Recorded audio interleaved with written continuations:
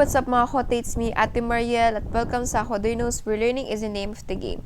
So kung bago ka pa lamang sa aming YouTube channel, i-click mo na subscribe, like, and share button para bigip-tilit ka sa aming mga videos. So samahan natin si Super K sa panibagong araw at panibagong lesson na ating matututunan dito sa Kodernos, at ang bagong lesson natin for today is proper care for plants. So before we start our lesson, meron muna tayong trivia. So, ayan. Trivia for today. Bookkeeper is the only English word that has 3 consecutive double letters. So, double O, double K, and double E. So, bookkeeper is the only English word that has 3 consecutive double letters. And it's from India Today. Ano to? Indie Today Education. Oops. It hung. So, yan. So, dito na tayo sa ating lesson proper. Needs of plants. Plants need air. Plants breathe through small openings in their leaves called stomata. They take in carbon dioxide and use it during photosynthesis to make food. So, photosynthesis is the process of plants making their own food.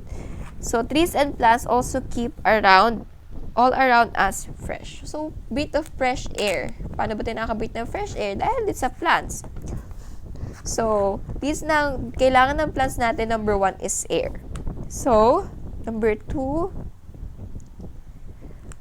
this is very short topics kasi hinati-hati ko talaga siya. So, mula plants hanggang importance of plants and trees, hinati-hati ko siya. So, that would be very short video lang and short lesson lang. Plants need soil. Of course, pag walang soil, hindi tayo makakatanim ng halaman. Plants get nutrients and water from the soil through roots. Soil supports the plant and secures the roots for growth.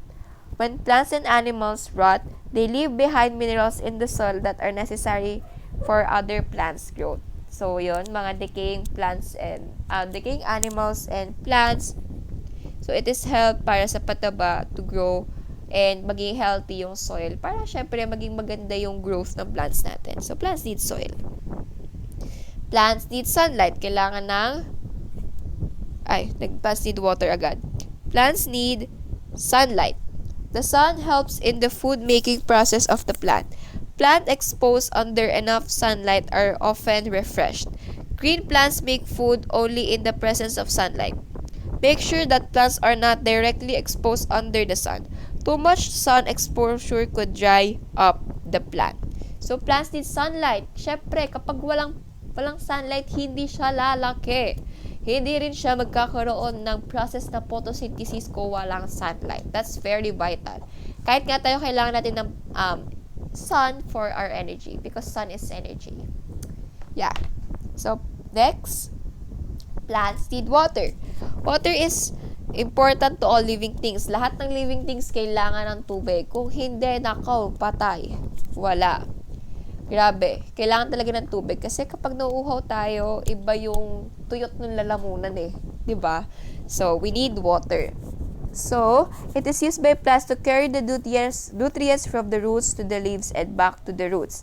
Other plants are sensitive and do not need water as often as other plants. Make sure that water more than needed. So, some plants that not need too much water is from plants from deserts like cactus.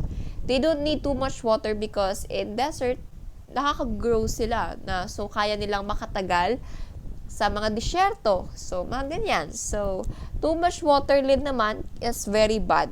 So, we need a proper amount lang naman, not too much and hindi kulang, hindi sobra. Tama lang. So, ayun.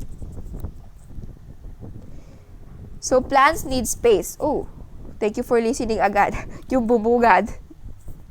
So, plants need space. Nasa space na tayo, diba? Plants need space in order to grow. Plants are found everywhere. Forests, mountains, deserts, fields, cities, and even sidewalks. Bigger plants need big spaces for their roots and branches. So, kailangan natin ng space. Kahit ang plants need din ng space. So, syempre, kapag talaga nagtabi-tabi yan, so magkakagulo talaga yung sa roots and sa mga stems, ganyan. Kaya kailangan nila ng enough space to grow individually. we need to grow individually naman as a person, but plants can also grow individually. Kasi nga, kapag masikip and medyo nakakasakal na, syempre, hindi talaga siya mag-grow ng maayos. So, plants need space. So, dito, recap tayo ng mga plants, mga needs ng plants.